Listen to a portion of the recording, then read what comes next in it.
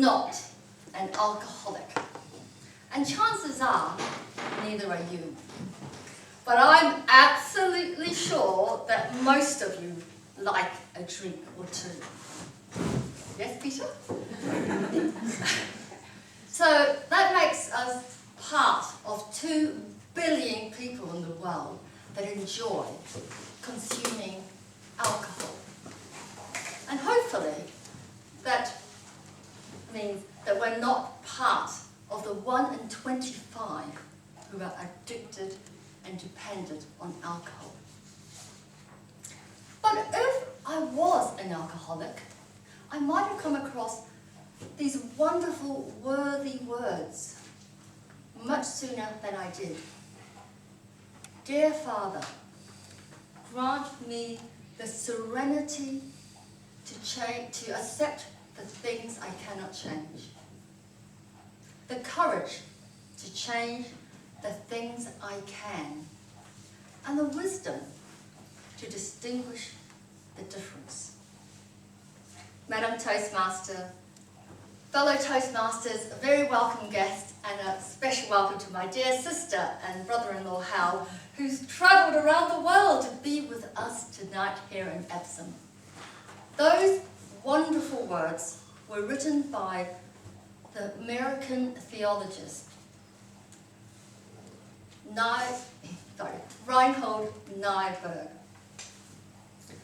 And they form the beginning of a more commonly known prayer called the Serenity Prayer. And that prayer forms the guiding principles that have been adopted by Alcoholics Anonymous and other 12-step programs aimed at tackling problems like drug addiction and harmful compulsive behavior. Now, as I said, I'm neither an alcoholic nor am I a drug addict, but I do have problems. Problems that have been harmful to my health and to my happiness. How many of you feel stressed out? Frustrated? Annoyed? Angry? I can tick boxes in all those. When the trains get cancelled, the last train that gets cancelled, and I'm stuck at Waterloo. Or when the kids are busy on their iPhones again and they've got a stack of homework to be done. Or when my husband complains yet again about me spending too much money. And what about worrying? Do you worry? Yeah? Too much work? Not enough work? Are you worried about getting too old? Your future? Your kids' future? Now, these problems may seem small compared to those big problems like alcoholism and drug addiction, and in my case, depression. Those are the days when, after dropping the kids at school, I couldn't wait to just crawl back into bed and just pull that duvet over me and just forget about everything. And when I did, the shame, the guilt I felt. How could I be like this? I might not be addicted to alcohol or to drugs, but I was addicted to the way I thought about myself, my negative thoughts. Something must be wrong with me. I must be going mad. I'm so stupid, so useless. It wasn't until I heard those words of the Serenity Prayer, that it was like a light come clicking on in my head. And the rays just pierced through that darkness that had been surrounding me for so long. I had to think of a way out of this.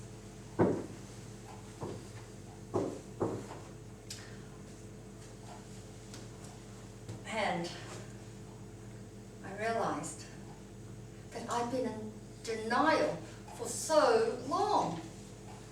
Those times when I just painted a smile on my face and pretended everything was okay.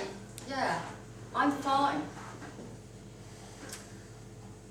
I wasn't an alcoholic, but I had to find the courage to take that first step.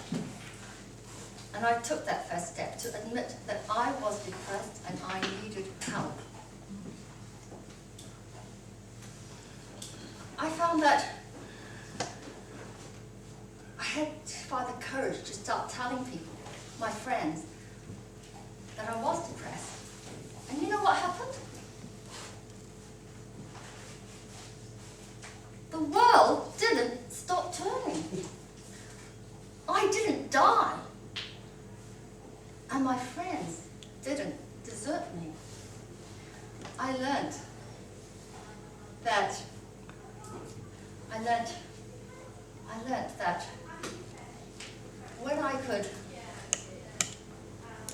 when I could find the courage to speak how I felt and what I thought honestly and openly, others responded openly and honestly. And we built relationship that was deeper and truer. I know now that I can't change the way you think about me, but I can change how I think about myself. Ladies and gentlemen, my dear friends, you don't have to wait, or you don't have to be an alcoholic or a drug addict or be depressed to start your journey to find a happier, healthier life. If you've got a problem, take that first step. Accept you have a problem and have the courage to ask for help. When you do, you'll find that you can build a relationship with the most important person in your life, yourself. And when you do, you'll find that you'll be able to build stronger, deeper relationships with others and lead a more flourishing and fulfilling life beyond your wildest dreams. Madam Toastmaster.